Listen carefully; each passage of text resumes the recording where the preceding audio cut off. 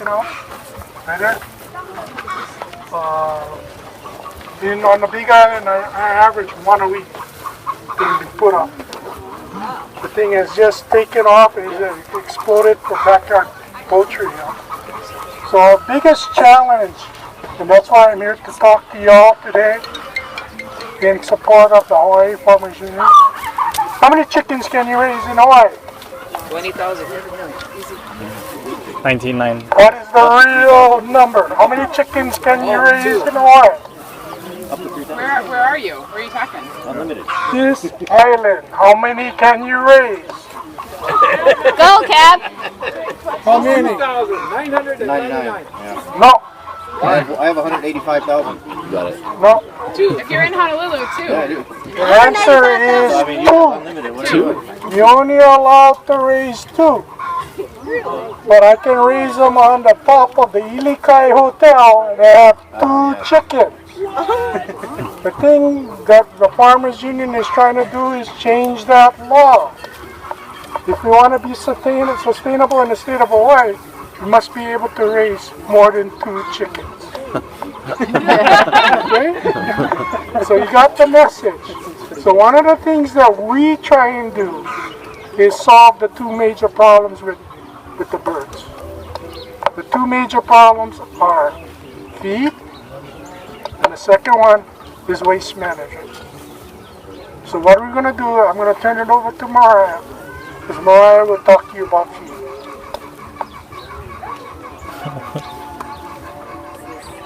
I just try talking. You don't have to hold that up. It's the microphone. Yeah, you could just sling that thing over your shoulder. Just like that. Yeah. That's good, because I might want to There you go. There we go. like that. Yeah. So I'm Mariah. I'm with Scratch and Peck Feeds.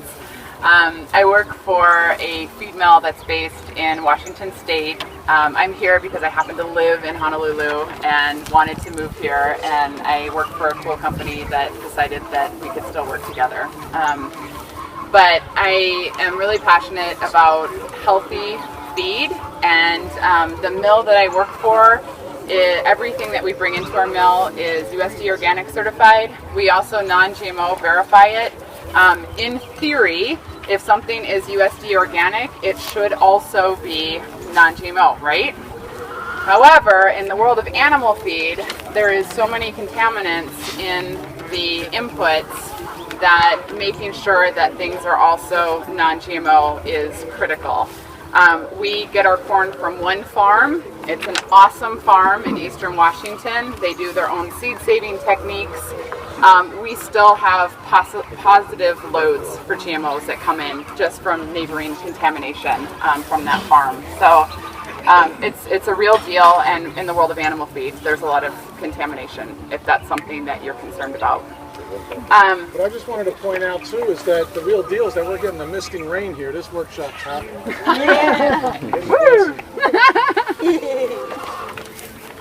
Most all animal feed that you'll see out there is processed corn and soy pellets. Basically, it's just highly processed corn and soybean meal that's pressed into a pellet. It's extruded out. There's water that's added to it. There's preservatives that are added to it. Even if you're buying an organic feed, oftentimes it's going to be highly processed corn and soy. Chickens are animals too, and they need healthy nutrition just like we do.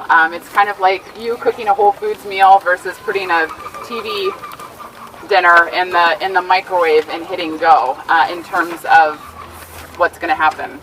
So anyway, I like to talk about nutrition, but there's a lot of ways that chickens get healthy feed. Kahumana is showing a great example here in terms of they're not just feeding processed feed or unprocessed feed, but they're also throwing fruits and vegetables out. Very important. But for this session, one of the great things to do with feed or with whole grains is to ferment. And goes really nicely hand in hand with principles of Korean natural farming. I have a demonstration up here that I've got at the table. Our feed, we do add probiotics to the feed, so when you add water, you're going to get an active ferment just by adding water. It's a super easy thing to do. There are many other ways to go about doing this. You can just ferment whole grains if you want to. You can just add whey into whole grains and the same process. You can add somebody handed, I'm going to forget his name now, that handed me a product this morning that is a way to get active probiotics mixed in. But fermenting... Sourdough starter? It's exactly the same idea as sourdough starter. Excellent. You could throw some sourdough starter in with grains and water. So, you know, we have an unprocessed feed. You can do that, but you can absolutely do it with any whole grains. And it's a fantastically great way to get lots of nutrition and good digestive health, essentially, into the chickens to help keep bad bacteria away. The other thing that's great about fermenting, and that I like to talk about, my little handy poster here, is that the chickens require less feed when they're getting fermented feed. So whether you're fermenting whole grains or whether you are fermenting a feed product, they don't require as much feed. Christian found that out when they switched over from the feed that they were using onto our feed. He's like, Mariah, I'm way over ordering, and it's because the chickens need so much less because they're getting a lot more nutrition, and because they're fermenting the feed at Kahumana here, they're getting all the nutritional benefits, and so the chickens eat less. They also get water when they're eating the feed, so there's less water management, and it's healthy for the chickens to be intaking water when they're taking in feed. It also decreases manure odor, and Mike can definitely talk about that in more detail with the principles of Korean natural farming. But reducing manure odor, especially for people that are in urban areas, is a really nice benefit. So it's a really simple process. It is a process. It's something to do, but it's really beneficial for the chickens. Something else we like to talk about is sprouting, and this is a sample of sprouting. It's a great thing to do to maximize. You can sprout any whole grain that is whole and uncracked. If the grains are cracked, you can't sprout them.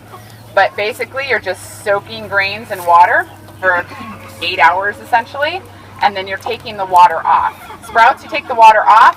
Ferment, you leave the water on, where you're creating a gravy. But sprouts are another way that are incredibly healthy, and it's healthy for lots of different types of animals, not just chickens. But this is also a way for them to be able to get more digestible grain in their bodies. Can everybody hear back in there? You guys cool? You can also use that soaked water for watering your garden too, actually, stuff. Can you repeat that? And a comment over here, you can also use that soaking water from the sprouts. You can use that in your garden. So it's not like you have to throw it away. You can use it. Systems that I've seen for people that have more extensive sprouting systems are pretty rudimentary, but pretty awesome. Some of my favorites are just really simple racking system that they've gotten, cheap racks, cheap busboy plastic bins, poking holes in the bottom of those bins, lining them up, and then they're just watering once a day. And that way you're creating a sprouting system that's easy, it's not a lot of maintenance, and it's going to give you ongoing sprouts that are incredibly healthy for your flock. Do you switch between fermented and sprout, or is there a pattern that you follow? Can you repeat the question, please? So the question was, do you switch between fermenting and sprouting? I look at fermented feed as offering, that's a balanced diet. That's something that you'd want to do daily so that they're getting all the nutritional benefits that they need, and then you can add in sprouts. Just like you would add in other vegetative materials, right? You want them to get those veggie scraps. You want them to get those sprouts. You want them to be out in the sunlight so they can get vitamin D, so they can actually synthesize what's coming in through the food. You want to have access to good water. You want to have extra to pasture time, so they're scratching and pecking and getting at those insects that are on the ground for the great protein sources. Chickens need methionine. It's an essential amino acid for them to live, and they get those through animal protein. The best way is through bugs. I just want to point out, everybody that's here should have one of these on your wrists. If you don't, please go see registration. Thanks, Mariah. Okay. I think I'll turn it back over to Mike if anyone has any questions feel free to shout them out. Otherwise, if they come up, you can chime in then too. I have a question. Do these chickens fly over this? Fly out? Can they get over the fence? Yeah, they will. As long as you use Mario's feed, they won't. No, just kidding. Repeat the question, please. Will the chickens fly over the fence? They will if you don't feed them. They will take off. We must not feed chickens on Kauai because when I go to Kauai, I get chickens all over the place. Yeah. So one of the grants that we're working on is to try and build these chicken houses on Kauai. I don't think they can hear you, Mike, over here. So what we've done, we've modified this chicken house. This chicken house started about 4 years ago, and it was all developed by a guy named Mike Hubble. And when we first started, it was a plastic roof that was made with PVC pipe. And when we found out, we had a small grant, and Mike and I went around the island, the big island, built them all over the island, built 40 of them to get established. Built 40 of these chicken houses to get established. Come closer. And we wanted to see what effect it would have over longevity. So the first 2 years after we put the initial chicken house in, we went and visited all 40 facilities. Places where they were windy, they said the chicken house lasted 6 weeks. What was happening is the wind was going underneath the plastic and actually blew it up like a kite. And the guys in Kohala said the chicken house is in the ocean. So I had other guys in Puna that they used to tell me the wild pigs used to break through the walls. So we knew we had to fortify the walls. Other guys told me they had problems with dogs. But the number one question that I posed to all 40 producers were, how was your waste management? He said, the waste management is great, Mike. No more smell, no more flies. So then, in my mind, I already thought that I can go to anybody's chicken house and knock out the odor and the flies if we use a Korean natural farming setting with the fluoride. And we've already proved it at a number of chicken workshops I do on the Big Island, where we went to one place and we couldn't even get 100 feet from a chicken farm and you could smell it.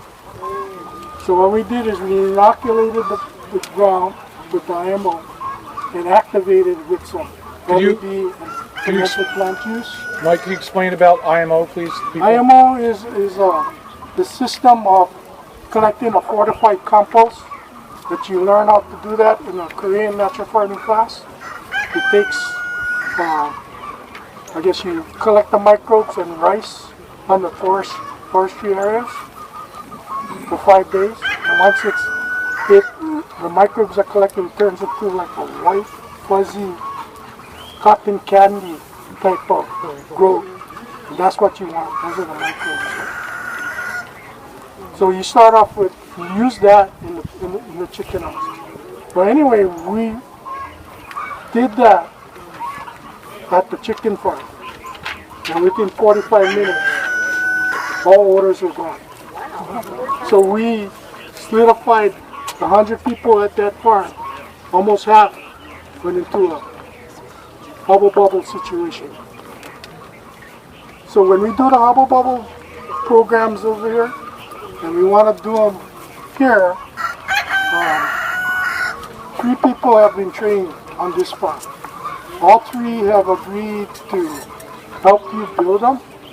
If you would like to hire them, they will come to your farm and actually build a hubble bubble. Because that seems to be the challenge that most people don't want to get involved with. I don't want to be involved in building the hubble bubble. Yes. Mike, why are they in separate cages? Why is this guy? That's the hubble bubble. This is the hubble bubble right here.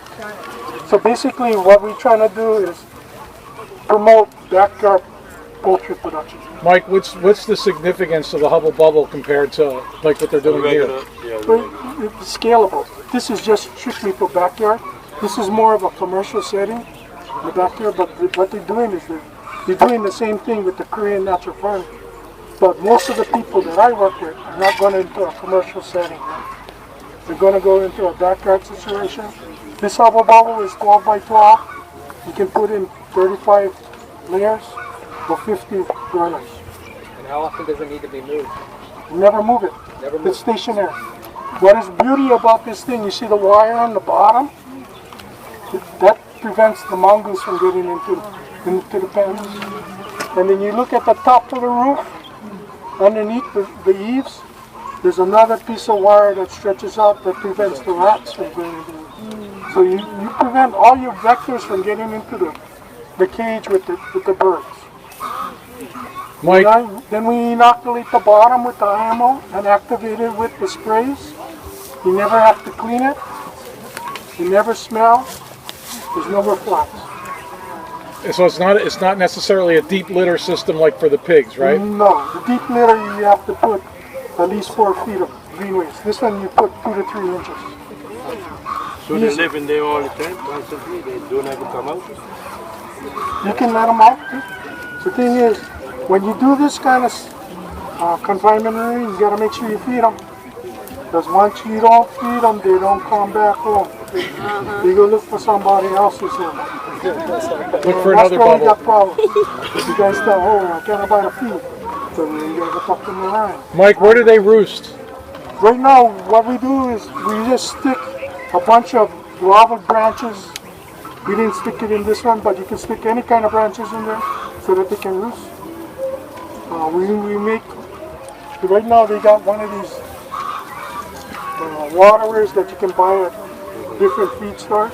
So we also teach you how to make a water on a 5-gallon bucket. That you can fill 5 gallons of water in it with water nipples on the bottom. So you don't have to water the chickens every day. You put water nipples, you said? Yeah. You can also grab a toilet valve from Ace and install it into a 5-gallon bucket, and as long as you can feed that in with a outlet PVC pipe and install those nipples on there, then you'll never have to worry about your water. There it is. That's how come I can come here and Right. Right on. That's all it is. See, that's why I like working with farmers, because they're very innovative. Yeah. MacGyvers. And they can do all kinds of stuff. Right. So Michael, you have the roof going overlapping. Why is the? Okay, basically what it is with the roof being iron, it attracts heat. And the reason why we have a roof situated like this, that's to, when the floor ferments, it also heats up. So it draws up the heat to the roof, and the trade winds that come into the pan actually blows the hot air out of the roof. So the chickens are already cool. If you walk into this chicken house, you're not going to believe, because the temperature will drop from the outside where we're standing here at least 5 degrees. Because the natural ventilation. Michael, what about the boxes for laying eggs? Boxes for laying eggs, very simple. We use a number 20 gallon tote that you can buy from Home Depot for $5. And you take a 8 by 11 piece of paper, stick it on the side of your tote, and just cut the hole. And that's your laying box. Very simple. We don't have one here to show them. Okay. But it's very simple. We can probably make it in less than 5 minutes. Can we do an email list and we can Sure. send pictures and stuff like that to folks? Oh, yeah. Those of you who have the CTAR publication on the chicken coop, down right there, there's pictures up there. Those of you who didn't get it, because I only brought 50 copies, I didn't figure there was going to be this many people at the workshop. You can get that from the CTAR website. Just go to CTAR website, type in natural farming, and the chicken coop will pop up. Isn't the design also on a CTAR publication? Yes, that's the one I passed Could you on. repeat the question, please? She wanted to know if the design is on the CTAR publication. Right there on the second page, it tells you all that you need and how to put it together. How much does it cost for material for this? I know the answer, but I want you to. It's usually around $600, but I've got guys putting them in for less than $200. So what they do is they go to the recycle yard, pick up all the wood, pick up all the down. The roofing is the most expensive. So if you got used roofing, it comes really, really cheap. Is that volume turned up, Mariah? Could you check on the side there, please? On the hand mic. On the hand mic. Yes, thank you. Just a quick comment about feeders too, because there's different feeder types that are out there. Probably the most popular that you'll come across is a gravity style feeder. Perfect for pelletized corn and soybeans, highly processed feed. Not great for fermented feed, not great for whole grain feed. Trough style, open style feeders work much better. I'm seeing a lot of shaking heads, so yeah. But that's something that we see quite often is, especially for growers that are switching over from using pellets to a better feed source, is that they've got all those gravity style feeders in there. So something to consider. Old gutters make great troughs. Old gutters make great troughs. And there's a guy here that would love to give some farmers some roofing. I was saying that we've Give him got the mic, please. a lot of this recycled. Hello, everybody. I was just making a comment that we have a lot of this roofing iron that we're demolishing some chicken houses. Our houses are 40 by 300, and we had a lot of material that was left over that we were giving away to our neighbors and stuff. So I just made a comment. So if anybody is building their house or they want some help or whatever, I have some supplies and plenty of knowledge. So I'd be willing to volunteer. Beautiful. Yay! So we got to get an email list. We got to get an email list together here. So how many are you thinking about going commercial? More than 2? Well, right now the law says if you got more than 2, you're commercial. But basically, these are the numbers that you gotta keep in your head, yeah? If you're doing broilers, the first permit comes off at 1,000 birds. The second permit comes off at 20,000 birds. So those are the 2 permits you need to do broilers. Chickens, as Jonathan knows, the secret number is 2,999. I'm just curious as far as Mike, people are interested in layers or broilers, as far as raising. How many are you interested in layers or broilers? Layers. Dual purpose. Cool. And then broilers? Broilers? Just broilers? Chicken tractors?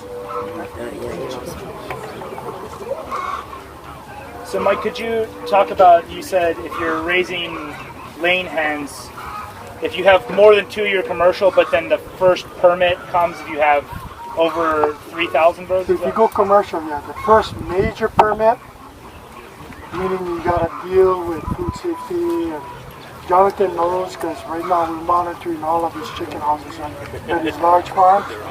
I mean, they have to do a complete waste management or a complete Salmonella Enteritis. So if you have less than 3,000 birds, what does the permitting look like for that?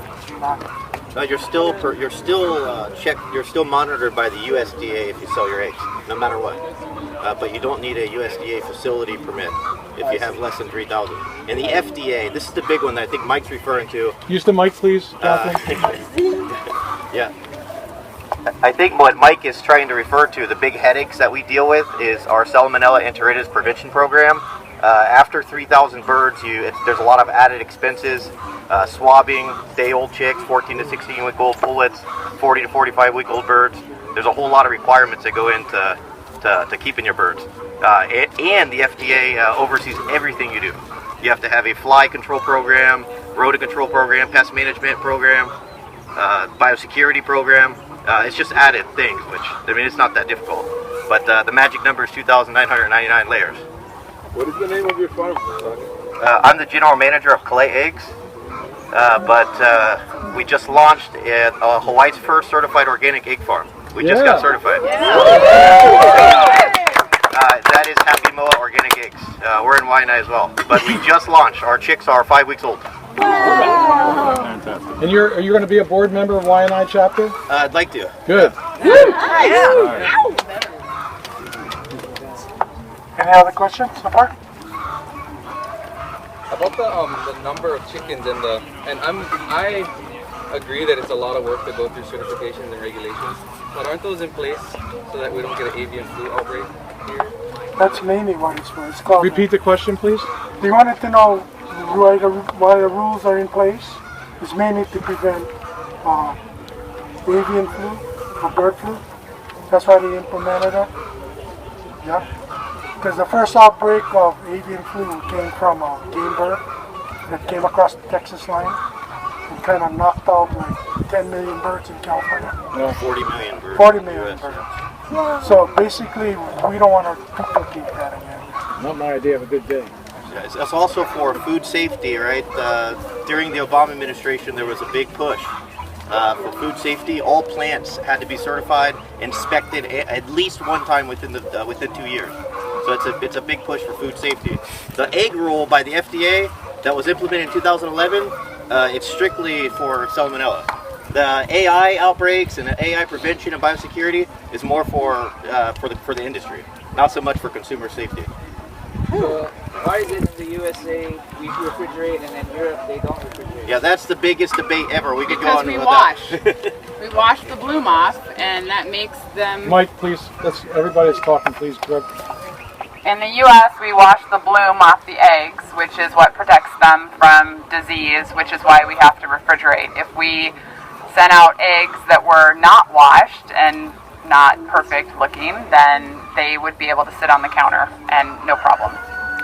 Even if they're not fertile? No, either way. I thought that was only for fertile. No, either way, yeah. It's a bloom. that fish face, huh?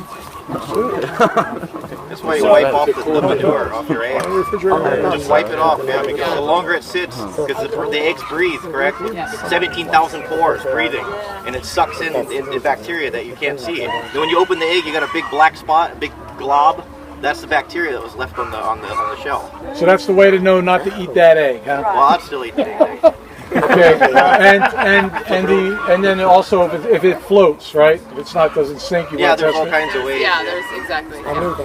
So could you speak to what regulations, what's required for, like, say, this scale of egg operation where they have a few hundred chickens, they're selling eggs at the farmer's Food market? establishment permit is all you need to sell. Food establishment.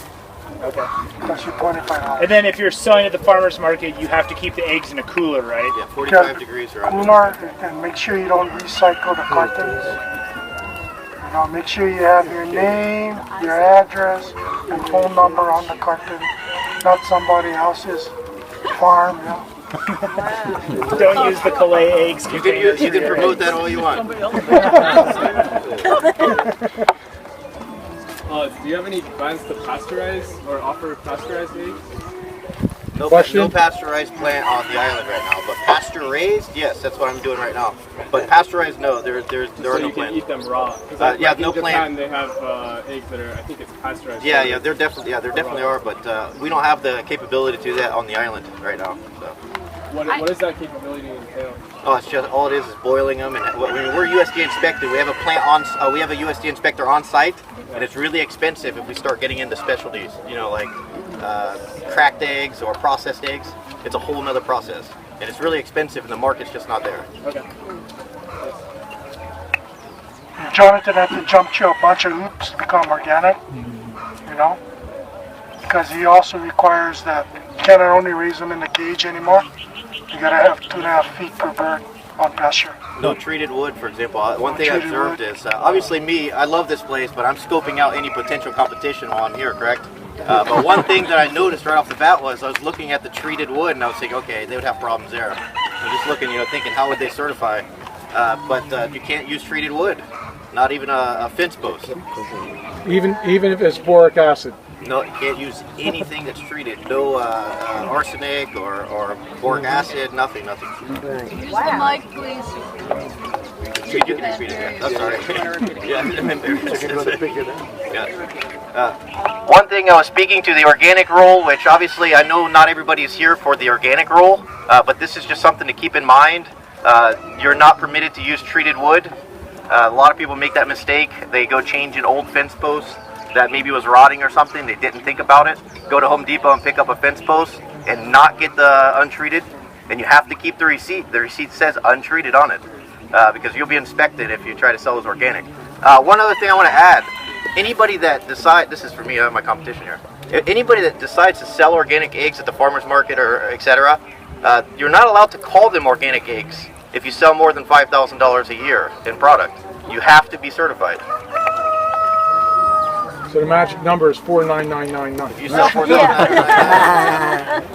And the gold standard for eggs, of course, is still that they're pastured.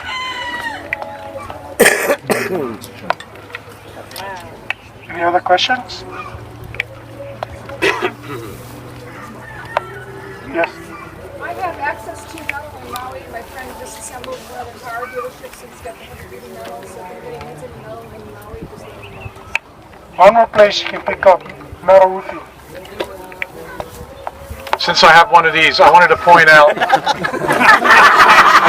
Who gave Vincent a microphone? You know, I wanted to point out that, you know, in our eggs, we always look for the eggs that are more orange, right? And the reason why we do that is because of the carotenoids, or the essential fatty acids, the vitamin A. So the more orange your eggs are, the more nutrient dense they are. And Mike, could you talk about, when Master Cho was talking about in Korea with the egg picking up with a chopstick, please? We did that demonstration right over here. You can see that demonstration. We bought some mainland eggs and we got some eggs from here. And you can actually see the difference in the albumin and the color of the yolks. And actually picking up the egg with a chopstick. So we were doing that demonstration at where you guys first came in. When cracked already, like picking up the liquid part? Yeah. Chopsticks. Yeah. With chopsticks. Yolk. Not breaking it. Not breaking it. That's all I heard, Ron. I wouldn't say that. I can't even scramble them.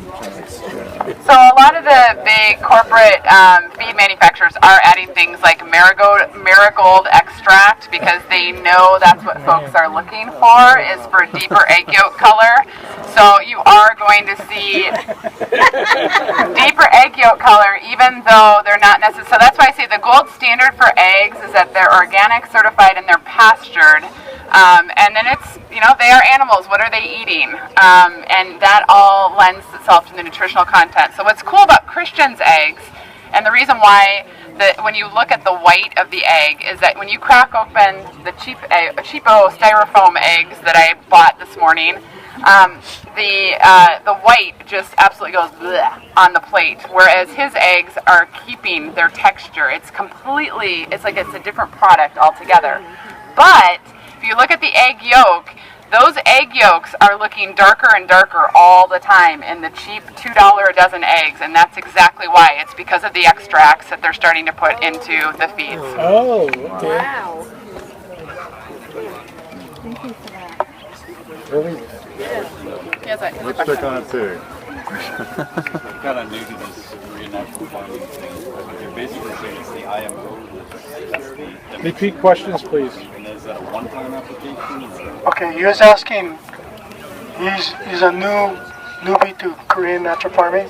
He wanted to know how often do you inoculate the pens, yeah? One time. Once. That's why, you know, I got big pens on a big in 12 years, I never clean them yet. Still no more flies, no more smell. You use IMO 3? Yes. Yes. Okay. How often you add more chips? Usually with these chicken houses about once every 6 months. And we've got our ace teacher over here. So he's recruiting people for classes right now. This is Drake.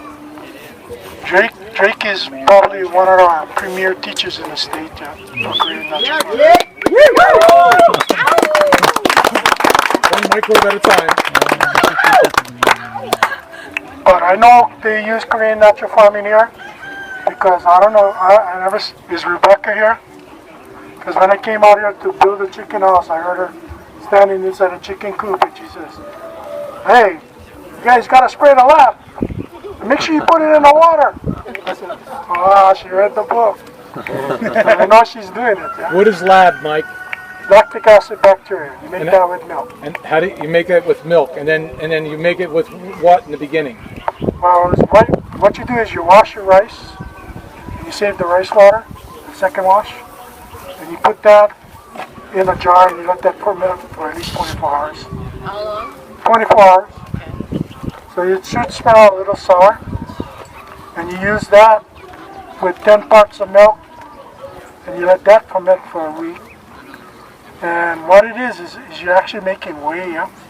When you make cheese. And that's what you collect. That is your lactic acid bacteria, your culture, that you use to inoculate your pen. Right now we're doing a bunch of work. I just gave a video to Robin from the Department of Ag. We've taken 4 schools on the Big Island. Waikea High School, Kamehameha Schools, Lapo Hill High School, and Honoka High School. And what we did, we implemented livestock into their program. And actually the kids actually built the chicken house with the big pen. The kids actually built the program. Woo! So there's no excuse that somebody tells me, oh, I cannot build a big pen. Because 5 kids actually built a big pen on a big island. And they're not working every day. I only had them for 3 hours a day. And within 2 weeks they had it done. Mike, will you tell them about David Wong's farm? He's here today. Is David here at this workshop? I think David should tell us about his farm. Yeah, is he here? Right there. There he is. David, please. Come, David. Oh, come on. David. Yeah, but they want to hear from your farm, your perspective. I can tell him that it works. He's got 80 sows. I think it's working great. But it would be best to hear it from the source. You know? Yes. Basically, what David, please. What kind of impacts have these had in this situation?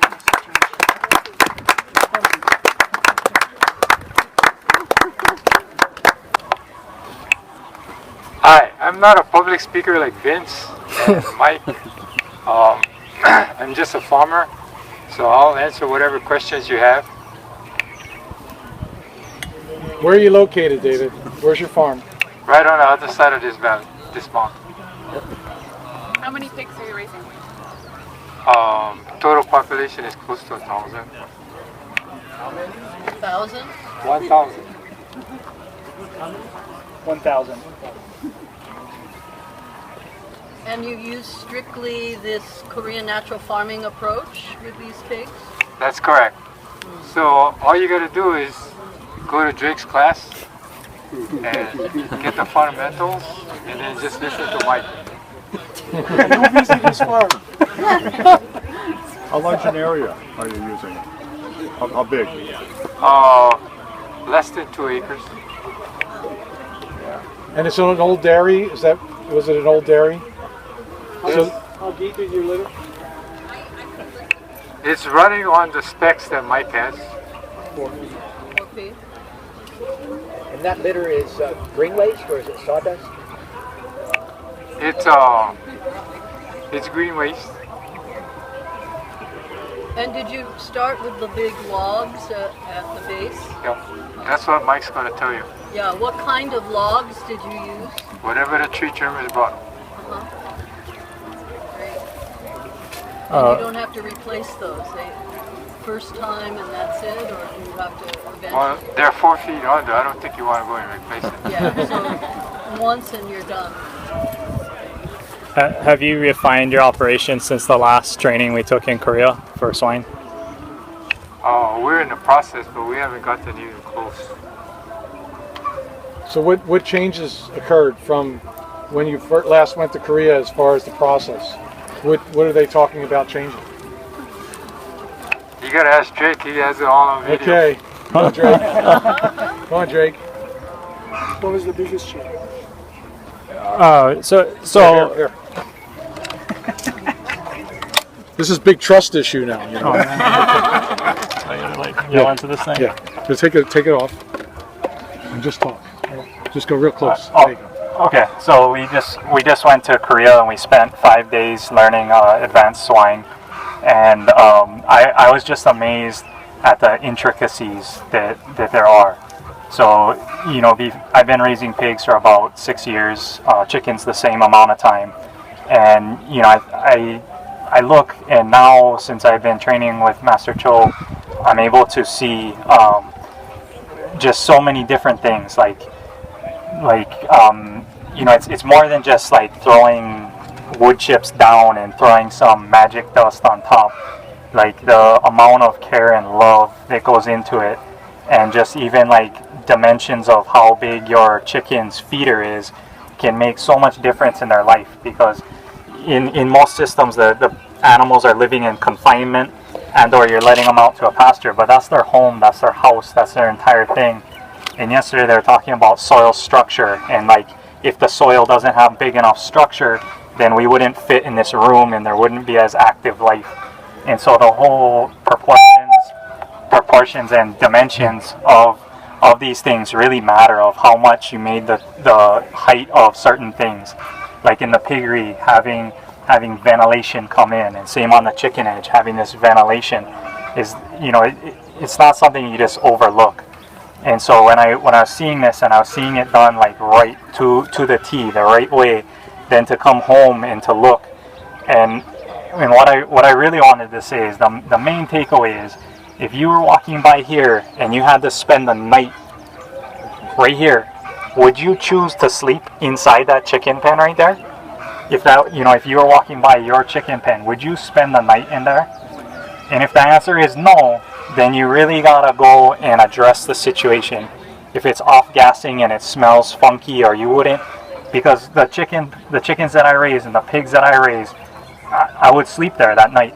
I would choose, it's way more comfortable than the jungle. The pigs are living in excellent conditions, and if that's the ultimate test. It gotta be livable for you. And would you eat the food you're feeding your chickens? Like, I'd get down on those sprouts and the fermented food that she got there, right? And so that's always the question you gotta ask. Like, and Master Cho comes at it from the heart, and these refinements to get it so that the couch fits us, right? And we build stairs at 7 inches, because that way you walk up and it's like natural to walk up. And there's all these things we do, but we don't often think about the animal system. It's just something we throw together. But the more you understand those little tiny details, and from chicken psychology and pig psychology, and you build for those animals, it's pretty amazing. Did they talk at all about the slaughter aspect when you go through that course? Is it? So she's asking, do we talk about the slaughter process? Not really. That's up to each individual. The carcass that comes from natural farming is, in everything I've seen, has been superior. Just healthy animals. The folks on the Big Island that have a piggery, is it Otto and Nina, something like that? The price that they get for their pork is like outrageously above any other pork. It's all natural farming raised, because the quality is so much better. David, do you find that you're getting premium price for your pork? We don't have enough volume to demand that, so we're just trying to. We're just trying to implement the program and match the pricing that exists today and have exposure. The restaurants are starting to get interested, but it's kind of like brand new product out on the market. Are you breeding your own piglets? Yeah, we're doing our own breeding.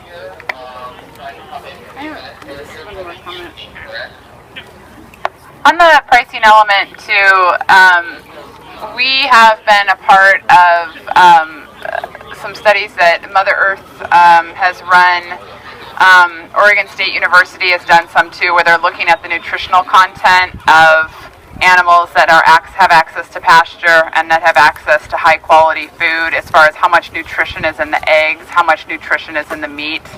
And you need to charge more money for that, because you're actually getting more as a consumer. And we as consumers have been so programmed to the race to the bottom for food that we're not looking at what nutritional content is actually in that food. And so when you're raising animals and you're using higher quality products, that you have to charge more money.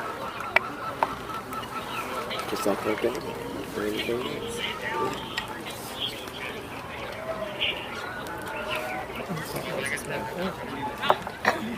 David, can you talk a little bit about Kalamangai, Moringa, and how you incorporate that into your feed stock for the pigs?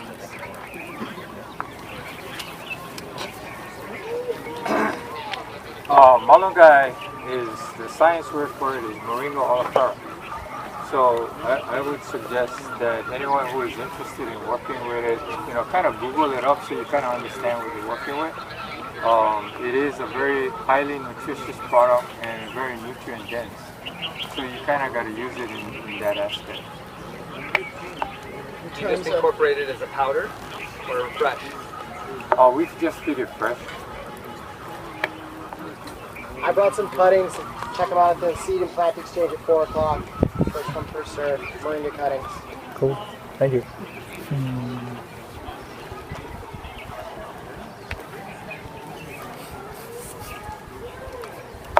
So the pig side has really grown because on the Big Island we just started up a swine cooperative.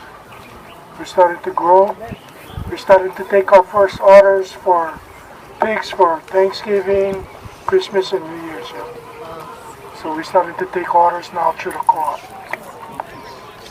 Are you selling in the wholesale as well as the direct-to-consumer space? No. Repeat the question. The question is, are we selling in a wholesale and retail space? We just had the first retailer who is interested, so we're going to work with them to get it out on the retail space. We don't wholesale, we sell direct to certain restaurants because we're trying to get the product in the proper space in the marketplace. I guess when I meant wholesale, as I was saying, wondering direct to like me, a consumer versus in the restaurant and grocery space. We'll take a look at it. We haven't really ventured that part yet.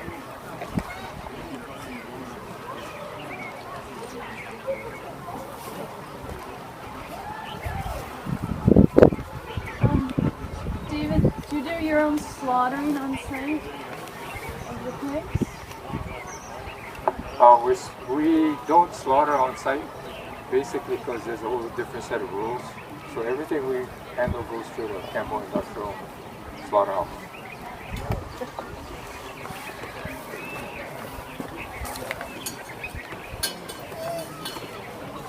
And are your pigs inside only, or do you have? I know you said it was a pretty small space in terms of your acreage, but are they all inside? Yeah. The question is, are we totally confined? Yes, the answer is yes. You said you didn't have enough volume, capacity. What do you think is your biggest challenge right now in increasing that? The question is, what is the biggest challenge? Okay, the biggest challenge is getting capital. When you go to the bank, they're going to say, okay. Dave, it's hard to hear you. Dave, please. The biggest challenge is capital, because if you go to the financial institutions, they don't want to touch you because there's nobody has done it before. So they're going to say, okay, this is a nice worksheet. How do we know it's real? What do we compare it with? So you have no front runner. So everything you're doing is on your own. So as we scale up, we've been, we started in 2012 with 9 babies. So it's a function of trying to match the growth with the market, with the capacity to manage.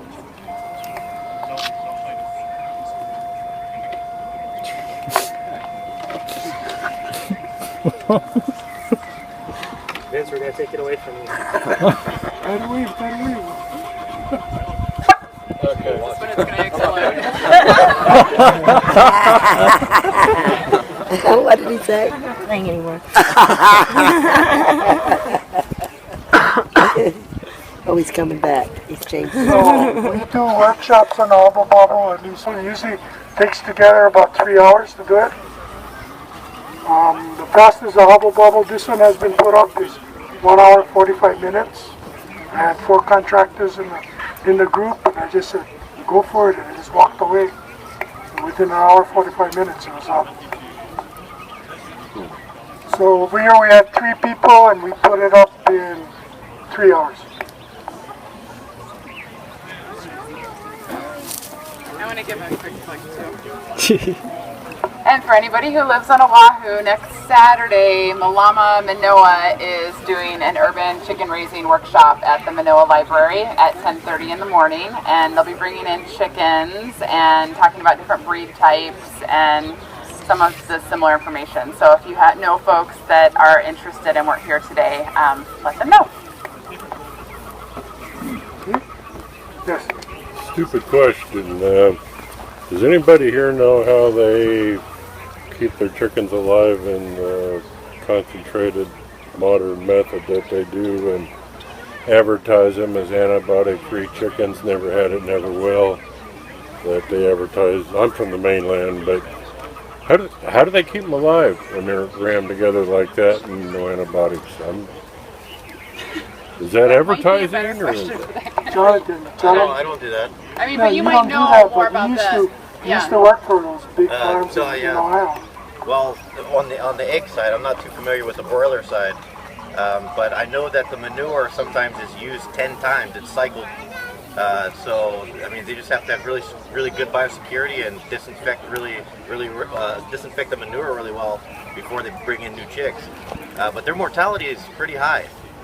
It's not that they don't lose any birds. I mean, it's just that maybe they're bringing in a couple, 10,000 extra because they know their mortality is going to be high. So then on a contract grower, would that be the farmer's loss if more chickens die? Here's the problem with the system. We can go on. We could all debate, the problems with our food system. But one of the big problems are the big monster farms that have contract farmers, or the contract farmers really not in charge. They're really going to do whatever the company is going to tell them to do, right? So people are jumping onto the antibiotic-free, the slow-growing birds is another thing now that's starting. Cage-free, Cage-free, and then on the egg side, which she's got it out for me for some reason. On the organic side. Oh, I don't know. Sorry. The egg I side. was about labeling. I didn't. Yeah. No, on the egg side, yeah, this is true though. On the egg side too, people are getting to the organic stuff, and it's expected that your mortality is going to be higher. I mean, let's be honest. This is good system if you're going to produce food for your family, your friends, your neighbors. It's not. I mean, this is not commercial.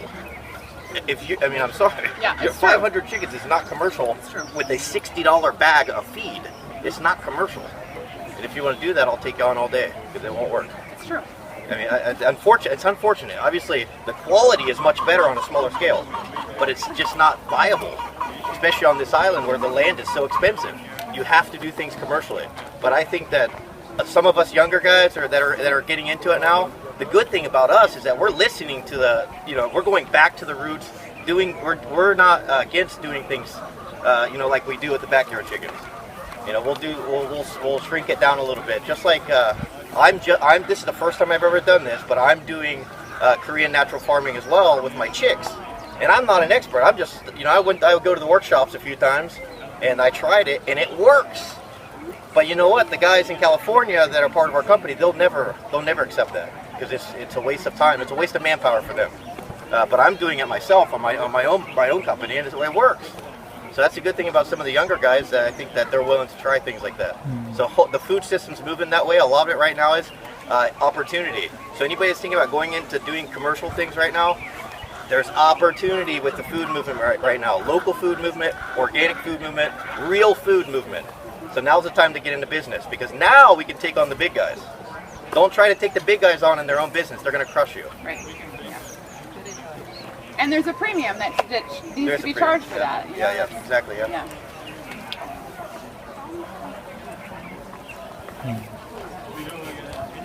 Everybody look at me. No antibiotics, guys. We don't put guys. I'll go back on this for a second or two and let you know. We are not permitted to use hormones at all in our feed. That's a myth. I'm sure somebody's done it before somewhere and broke the law. We're not permitted. We're not allowed to use anything. Now, coccidiostats and antibiotics have been used in starter feeds. because of the high density, the population. But now we're using vaccines. We don't even use coccidiostats. We vaccinate. That's the only thing that would be considered GMO. It's the only thing that we're using that's genetically modified, are the vaccines, and it's permitted 100% with the organic production. Now, people that do their own birds for their own houses or whatever for their own consumption, that's fine if they don't want to vaccinate them. But they become a danger though for commercial farms. So I mean, everybody's got to meet in the middle, the big guys and the small guys. And you're vaccinating for avian flu? No. Right now in the U.S., there currently is not a vaccine, but the FDA did give the go-ahead for them to start experimenting with the vaccines. In Brazil's the only country in this hemisphere that's doing the AI vaccine. Mexico tried it; it didn't work.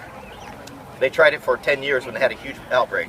But Brazil will probably get it right because I mean they've come a long way. So, but yeah, we don't do that for AI. AI mostly is isolation. We try not to come in contact with migratory birds. You know, we're in a flight path of migratory birds. Some of them I think come down from Canada or Alaska, and obviously the birds that caused it on the mainland were also traced back to migratory birds. Plus the fighting chickens that they brought across the border from Mexico and Texas. But no, we vaccinate because if we don't vaccinate, then you run the risk of sometimes we spend $500,000 to raise a flock, and you run the risk of losing them all because of a sparrow flew over to the dump, and somebody had a backyard chickens, didn't vaccinate them, didn't know how to take care of them properly, had really nasty manure, and they were just not taken care of right. So they got it. They infected the wild bird. The wild bird brought it to us, and then everybody's eating mainland eggs. So I mean, yeah. But we got to meet in the middle. We got to communicate. Open the channel up. It's not commercially viable. You're not going to make money if you're buying $60 feed, and you're trying. I mean, I would love to do it that way because the damn eggs they're way better. But you can't do that and make money. So you gotta meet in the middle. Wait, are you saying that the eggs in this kind of system are better than your pasture? Okay. I'll just let you guys know. I also own a farm in Peru, pasture raised. We have 7,000 birds. In Peru, we're the first. My wife's from Peru, that's why.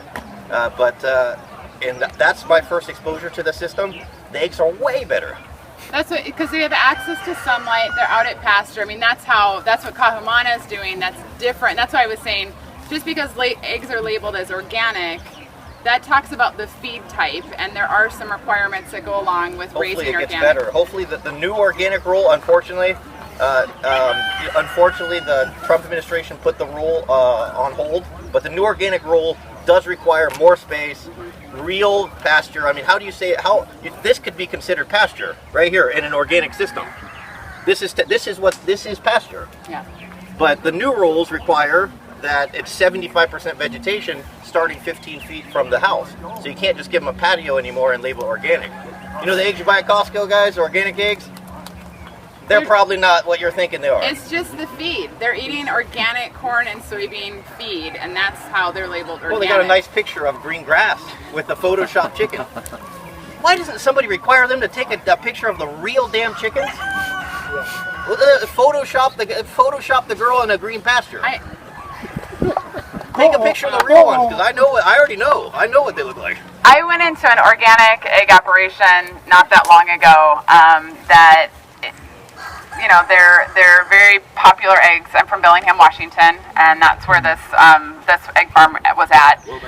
And no, it's you don't have to say if you're being recorded. It doesn't matter. I'm just trying to remember anyway, they're not a huge producer, but they're cage-free eggs and they're organic eggs.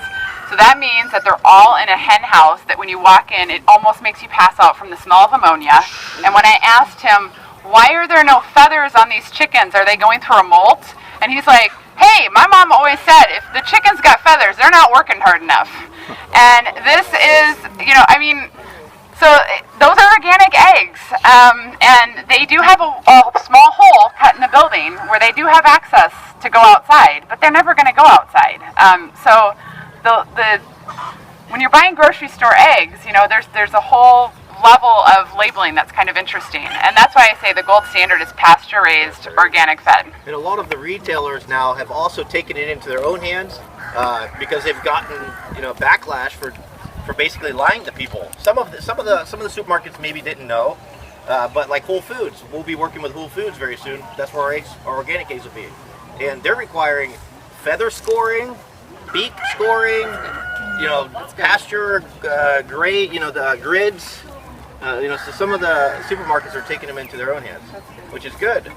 Yeah, I mean, it's not fair. It's just not fair for a smaller producer to try to get into business and have to deal with the big guys that have the capital, have the cheaper inputs, and can send the eggs in from the mainland and put 80,000 birds in a house, and sell them at the same price where you're doing things right. You're really doing things right. And we're going to be opening the doors. We're going to be having visits. We're going to be having the news there. We're going to put a camera on. Anybody, 24-hour access through our website. I mean, we're going to be transparent. And we can't compete with the big guys because they're probably going to be more profitable. That's fine. But we'll see who wins. Awesome, man. So, anybody have any questions about because I know that we came here today, and I know you just popped this up, Mike, but I didn't see the nest, and I was hoping to see some of the feeders in place and things. But if anybody has any questions, Mike knows a lot about this. I don't know if any people are here for the commercial side or for their own egg production, but I would like to get the phone numbers or emails of the guys that want to do commercial stuff. Maybe we can do a co-op or something. I'll pack your eggs. Cool. Where's your operation? We're right here in Waianae. But our egg plant is Kalihi.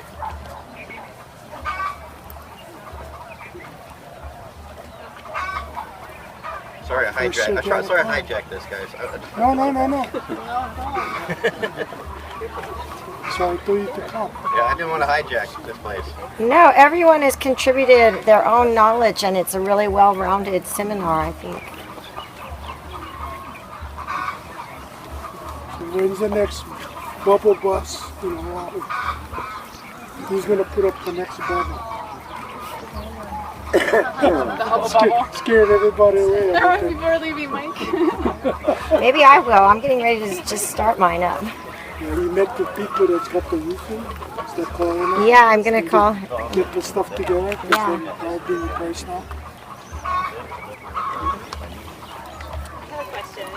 And it's a really silly one, I'm sorry, but I'm a total beginner. Is that I have a couple of chickens in a residential area, and my neighbors are mostly fine with it, but I'm trying to do my best to keep them quiet, like the noise.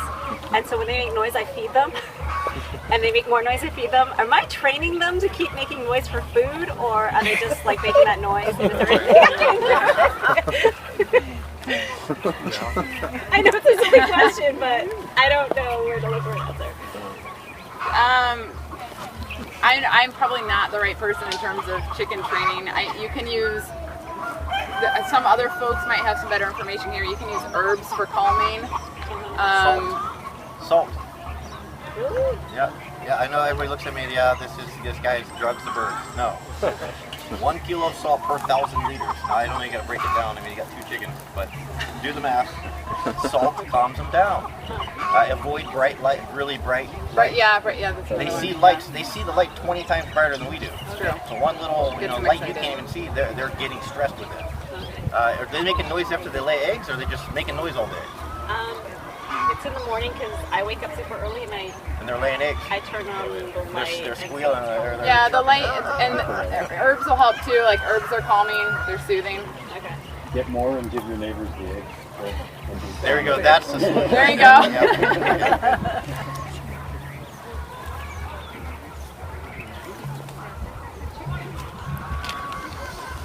So I noticed it looks like there's ducks mixed in with these eggs. That's okay to mix them together like that?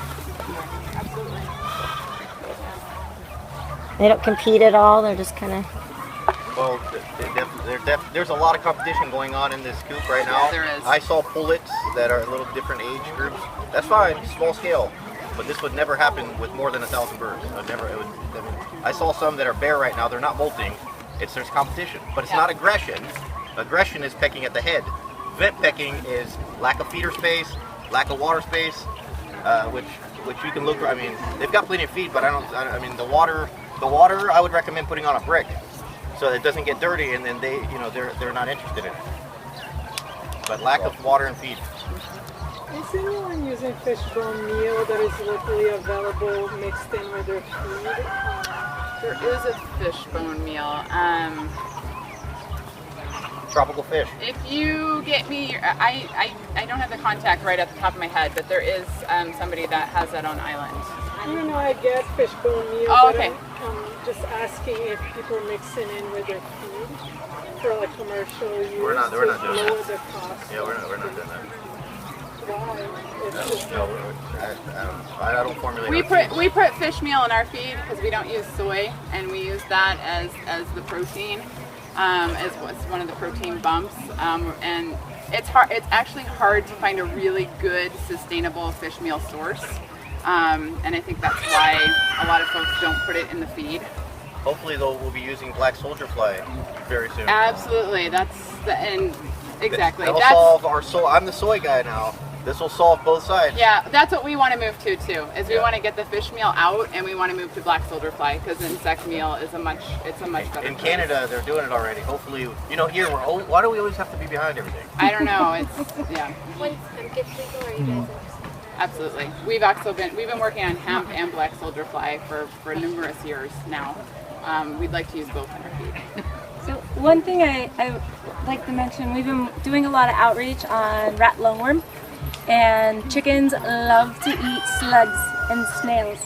And so we haven't done the full testing on it, but our experts at UH down in Hilo at the College of Pharmacy, who's really the experts that have been doing almost all the research on it. If a chicken eats a slug that has rat lungworm, does not go to the egg. Does not go to the egg. However, there's an issue with ducks. So some ducks got into a bunch of slugs and snails. They got into actually a slug trap, and they started walking really funny. And so they weren't tested, but they're going to start to do a trial on that. So we'll follow up. But of course, if you have slugs and snails, try to dispose of all of them if you can in a very safe way, like with a slug jug. That's a high saline solution, because then it'll kill the slug and it will kill the parasite that's in it. Good information. Thank you. And don't touch them with your hands. But if the chickens eat them, so far we haven't seen anything transfer, which is great. My chickens love slugs. They go. I'll see and the roaches. slime. Love I love it. Yeah. In the house, then they permit 1 bird per square foot. That's the current rule. So yeah, very commercial.